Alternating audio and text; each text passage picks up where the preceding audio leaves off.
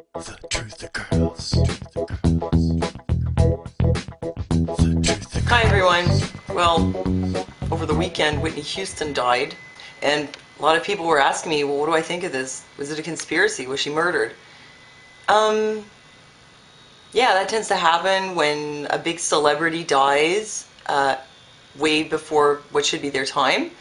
That some people will kind of wonder, well, did they get murdered? I mean, we had Michael Jackson and Amy Winehouse die not that long ago, and in those cases it looked like they did get murdered.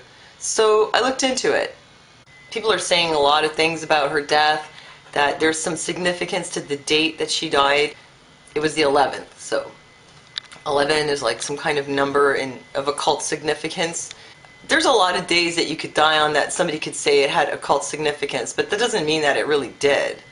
They still won't tell you exactly why she died, but apparently she was found drowned in her bathtub in her hotel room, mixing a cocktail of prescription drugs with alcohol. Seems like a lot of famous people do a lot of drugs. Maybe that's because being rich and famous isn't all it's cracked up to be. Maybe it sucks. Or maybe it doesn't suck and they just like to do drugs and they have the money for it. That's also possible.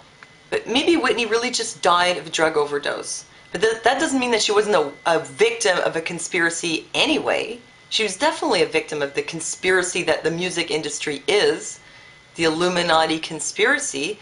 I mean, I think what happens is young people who have a lot of talent, they want to be in the music industry or the entertainment industry, and they think it would be great to be rich and famous. And they get in there, and then what they're actually getting into is something very dark. And then by the time they get to realize that this sucks, well, they're stuck. She had to be involved with the Illuminati, because nobody gets to that level of success in the music industry, or any part of the entertainment industry for that matter, without basically being involved in the Illuminati. And she even did this one concert where she was wearing this headdress with an eye right here, like an Illuminati eye. Or maybe when she first got involved in all this, she didn't realize what she was getting into.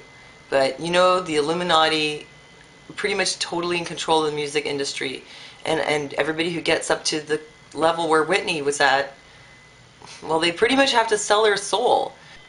Lots of people in the industry have said that they've sold their soul. Like Bob Dylan said that in an interview, and Katy Perry said that she sold her soul. There's lots of satanic stuff going on in the music industry all the time. Check this out. Tupac says in his song Good Life, he says, "I sold my soul for a chance to kick it and bang." Also, DMX from the song Let Me Fly, "I sold my soul to the devil, and the price was cheap."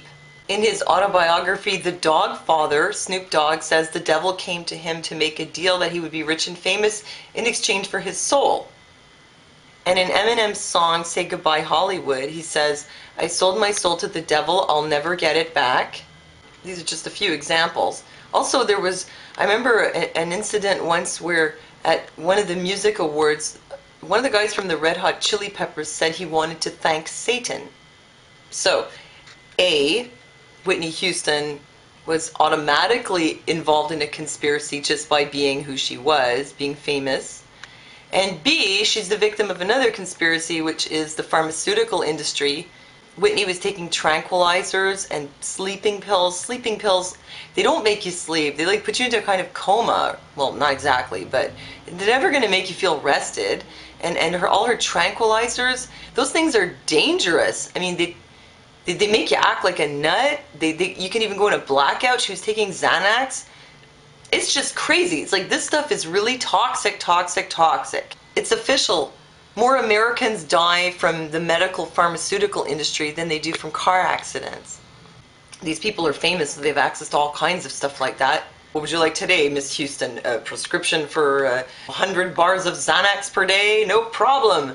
But he's killing her by doing that. So I don't think Whitney had to be murdered. I mean, the industry killed her soul, or killed a part of her. That's the price she paid for her fame, unfortunately.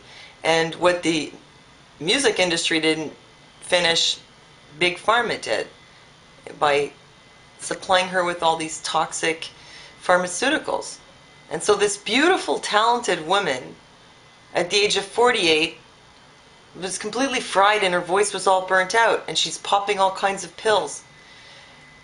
I'm still a little suspicious because I think that even if you're popping pills, it would be kind of hard to drown in the bath. Although I do know one person who actually did that. But poor Whitney, you know, she was just living a really sick life on every level, especially spiritually, and it's really too bad. I feel really bad for famous people in the music industry. And, you know, I feel bad for young people who want to be famous, who want to get into Hollywood and get up there in the upper echelons, because the price that they will pay is so heavy that if they only knew in advance what price they'd have to pay, they'd probably decide it wasn't worth it. So, well, rest in peace, Whitney.